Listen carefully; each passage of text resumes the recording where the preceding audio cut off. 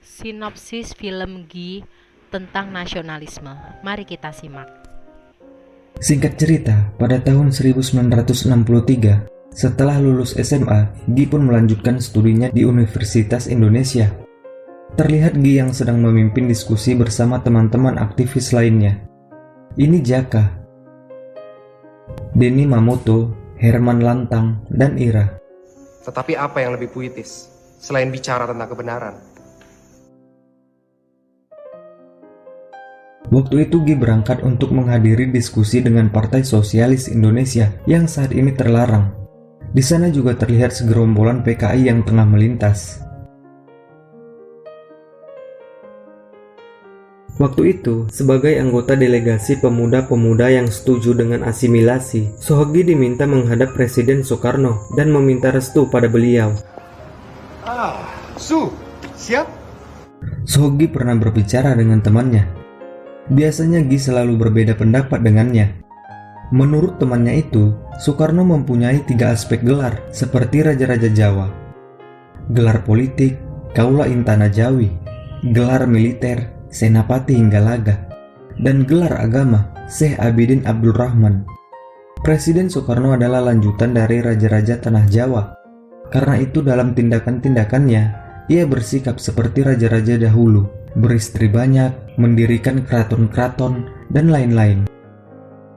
Hogi merasa temannya itu ada benarnya. Revolusi kini adalah agama baru dan semboyan-semboyan manipul, sosialisme, demokrasi terpimpin, dan lain-lain. Tidaklah lebih daripada doa-doa yang dikirim mustajab. Aku rasa kita di Indonesia sudah pada saatnya untuk berkata tidak pada Soekarno. Waktu itu, di kantor PKI, terlihat Han yang merupakan sahabat kecil Gi yang sedang ditawarkan bekerja oleh orang itu. Ia pun bergabung dengan PKI.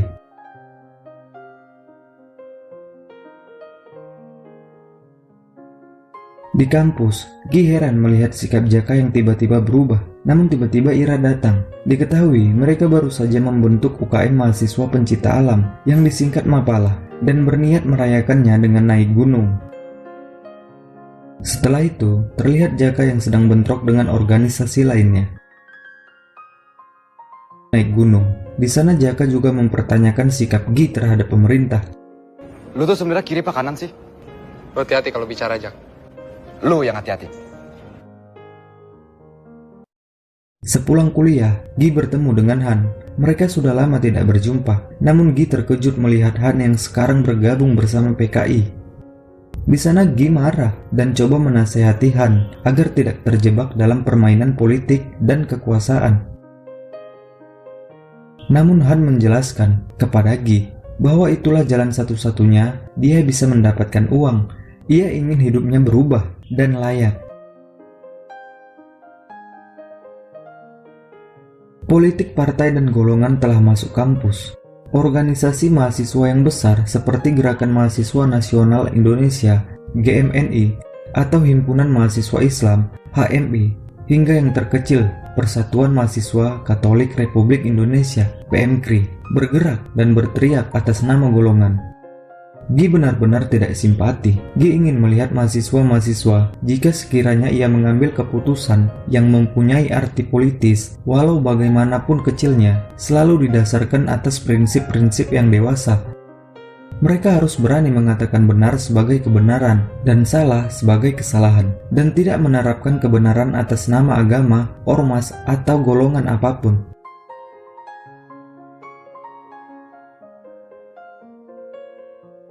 Pemikiran-pemikiran Gi pun mulai disebar di media-media cetak, manifesto politik gerakan pembaharuan.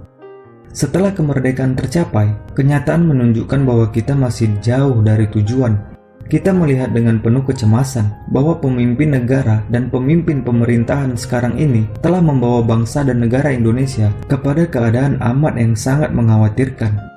Diktator perseorangan dan golongan yang berkuasa bukan lagi merupakan bahaya di ambang pintu, tetapi telah menjadi suatu kenyataan.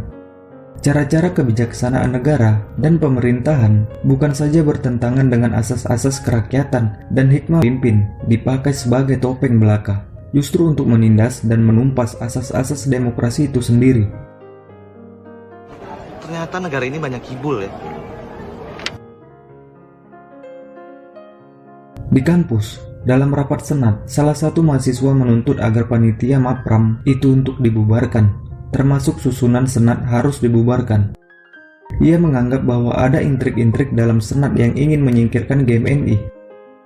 Namun di sana Sohogi membantah dan menekankan bahwa tidak ada HMI ataupun GMNI dalam senat itu. Tidak ada golongan apapun. Namun tiba-tiba Kan individu-individu yang cakap yang banyak ngomong ya. pada tanggal 1 Oktober 1965, semua warga panik mendengar berita bahwa Jenderal Ahmad Yani telah diculik oleh PKI. Tadi malam ada kejadian. Ahmad Yani diculik. Gi yang khawatir dengan sahabatnya Han langsung pergi ke rumah kontrakannya Han. Di sana Gi menyuruh Han untuk ikut dengannya ke rumah Gi. Namun Han gak mau karena ingin mengurus tantenya yang sudah tua. Mendengar itu Gi cuma ingatkan bahwa Han harus cepat-cepat lari dari sana.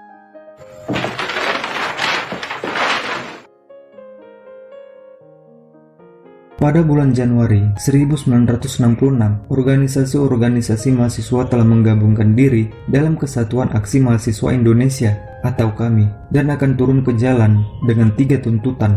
Dan yang paling penting, bubarkan PKI! Sementara menurut pendapat Gi, penggan jarak, mereka pun turun ke jalan.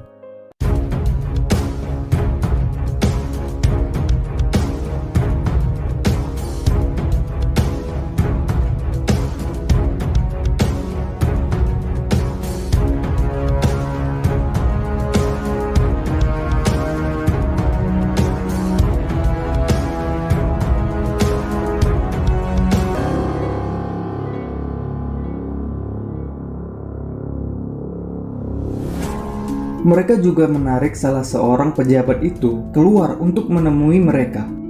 Mampir dulu ke Cikampek, Indonesia banyak menteri, tapi sayang tukang objek. Ada menteri tukang objek. Kalian menteri goblok! Menteri goblok!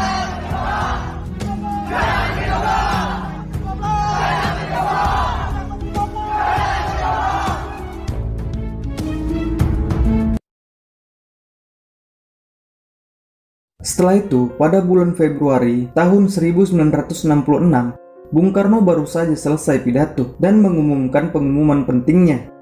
Isinya mengecewakan, PKI tidak dibubarkan. Unsur komunis tetap nyata dalam kabinet baru. Beberapa mahasiswa berdemonstrasi lagi.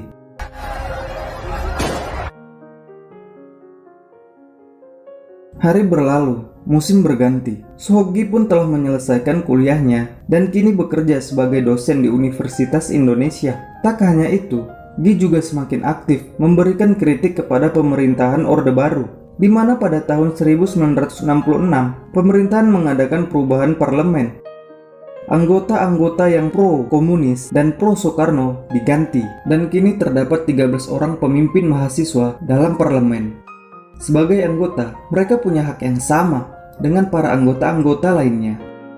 Beberapa tokoh mahasiswa yang dulunya melarat tiba-tiba punya mobil bagus, mondar-mandir ke luar negeri, dan beberapa dari mereka dikabarkan pula memperkaya diri secara tidak halal dengan kedudukan mereka. Gue tahu betul apa yang terlintas kepala lo, Gi. Gue nggak perlu dengan semua pendapat lo, Gi. Gue berhak memilih di mana gue harus berjuang. Jak. Tapi semoga apa yang lo perjuangkan nggak luntur sama diplomasi dan lobby-lobby untuk mempertahankan posisi lo di sana. Waktu itu terlihat Han yang ditangkap bersama teman-teman PKI lainnya dan dibawa ke sebuah tempat di Bali. Gi yang rindu akan kebersamaan Nasionalisme yang menjunjung kepentingan bangsa di atas kepentingan golongan atau kelompok coba dihadirkan dalam sosok Sohogi dalam film Gi ini. Sebagai orang yang berasal dari kalangan etnis Cina, ia tidak pernah berjuang atas nama Cina ataupun agama yang ia anut. Bagi tokoh Gi, rasa nasionalisme itu adalah perjuangan yang tidak berpijak atas dasar nama golongan. Berjuang bisa tetap dilakukan dengan tanpa menjadi bagian dari kelompok tertentu saja. Film ini juga menunjukkan kepada kita bahwa setiap orang yang menjadi bagian dari Indonesia mempunyai potensi yang sama untuk menunjukkan rasa cintanya kepada negara, terlepas dari asal-usul orang tersebut. Demikian gambaran nasionalisme dari saya. Sekian dan terima kasih.